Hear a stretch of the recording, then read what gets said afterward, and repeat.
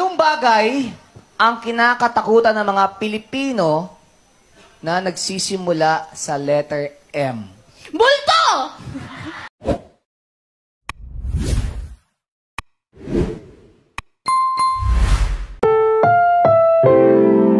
Amugami tu, adu da APC. Dito na to Dubai, adu da mahina na Pag nakakakita ako ng pangit, na-high blood ako. Oh, saan ka pupunta? Si may blood ka.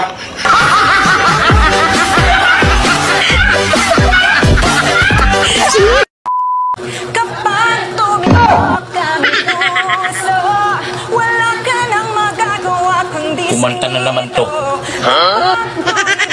ang puso. Lagot ka na, siguradong buntis ka.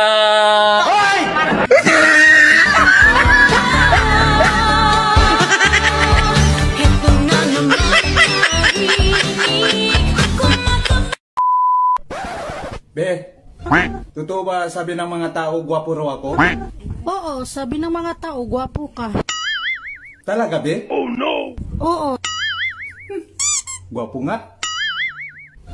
Hanggang ngayon ba, be? Gwapo pa rin ba? Oo, nung hindi pa uso ang tao.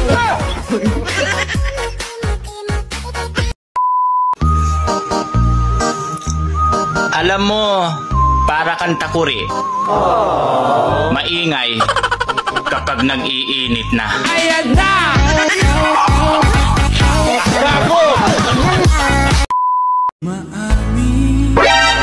May kalambingan ka nga.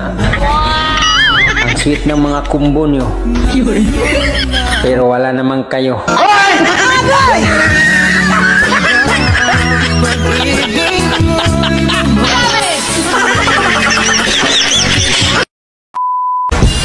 Hanap ka ng hanap na forever mo. Pili ka naman ng pili ng manluloko.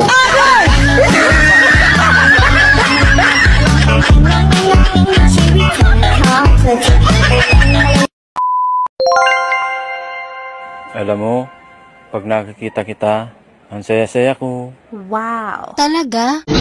Oo, ikaw kasi ang pag-asa ko. Sana all. Bakit ako ang pag-asa mo? Kahapon pa kasi ako nagugutom. Baka pwede mo naman ako pautangin.